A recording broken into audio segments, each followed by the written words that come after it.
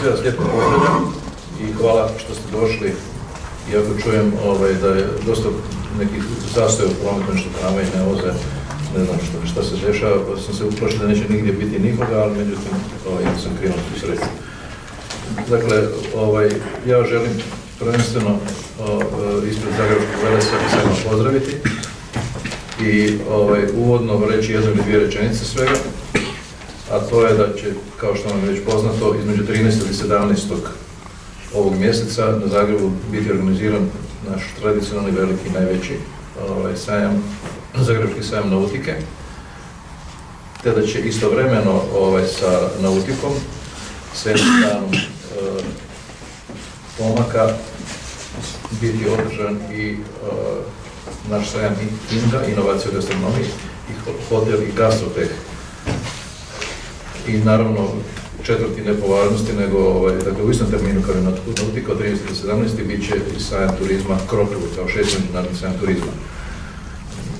Mi smo obzirom na stanje na tržištu koje je, nažalost, i dalje u padu, u stvari vrlo zadovoljni sa sajmovima koje smo uglavnom već ugovorili, postavili, tako da ćemo imati sajmovanje u ovom terminu u punih 6 paviljona na 13.340 kvadratnih metara. Nastupit će 455 izlagača iz 29 zemalja. Toliko od mene, radi je vrijeme potrošiti na riječ naših voditelja projekta sa 4 sajma, koji će interesantnije i detaljnije ukazati na ono što smo vam priredili za 13. od 17. veljače. Hvala vam lijepo. Zahvaljujem direktoru Trbojeviću. Gospodine Ušović.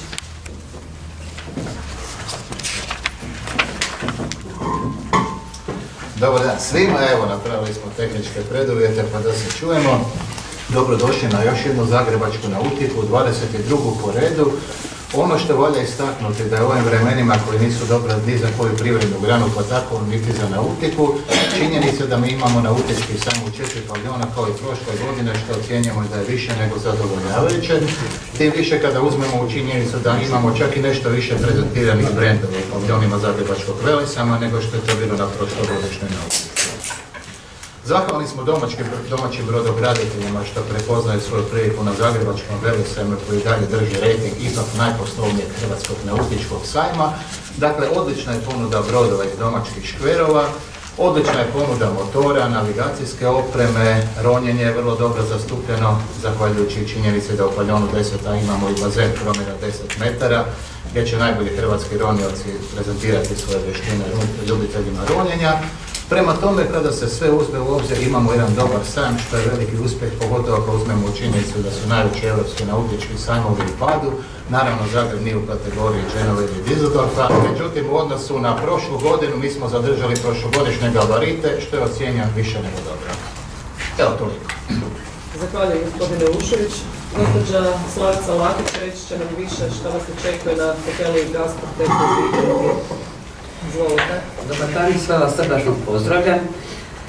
Mi smo sa sajmama Hotel i Gastroteh INGA koji će zapravo sljedeće godine kao jedan sajam se voditi, napravit ćemo zajednički naziv, komplementarni sajmovi nautici i turizmu. Za turizam se trebaju objekti opremiti, a i nautičari jedu, a poznato je da se na brodovima najbolje kuha. Zbog toga će naš paviljon dati značajan doprinos ovim dvoma sajmovima. Što se nudi na sajmu Hotel i Gastroteh? Znači, proizvođači i distributeri opreme za čuvanje, pripremu i prezentaciju hrane su tu. Cilj nam je da postanemo središnji regionalni poslovni sajam za HoReCa sektor uz promoviranje autohtone gastronomije i držimo naš projektni tim da smo na pravom putu na to. Veseli nas što je na sajmu prisutan znatno veći broj izlagača nego u prethodnim razdobljima, tako da imamo izlagače iz 14 zemalja, a skori ulazak u Europsku uniju će bitno olakšati dolazak inozemnih izlagača na Zagrebački Velesajam i njihovu prezentaciju u regiji, zbog toga što dosad zbog propisa oko uvoza hrane i to bilo je puno prepreka za prezentiranje hrane na Zagrebačkom velesajmu kao i u Hrvatskoj. Što je još karakteristika ovih naših sajmova? Mi smo osigurali odličnu suradnju sa našim partnerima koji su zapravo i omogućili da napravimo tako dobar sajam. Tu je prije svega gospodin Duje Omrčen, vlasnik tvrtke Omrčen Promet, koji stvarno ima bogatu paletu svih tih strojeva za pripremu hrane, prezentaciju, proizvodnju, degustaciju, da ne pričam dalje, to će gospodin Duje. Tu je Hrvatski kuharski savez, oni nisu prisutni, tu smo sa slastičarima da malo zasladimo, a Hrvatski kuharski savez dovodi tu 10 najboljih kuhara. Što je bitno? To su kuhari koji su zapravo osvojili brončanu medalju na svjetskoj kuharskoj olimpijadi. Znači ne osvajamo medalje samo u sportskom dijelu, nego i s kuharima.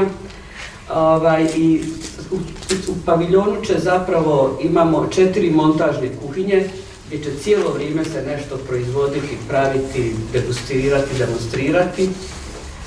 Tu je izrada najduže torte, što će poslije kolega Kodić iz Hrvatske udruge slastičara, također bitan partner ovoga sajma, nešto reći.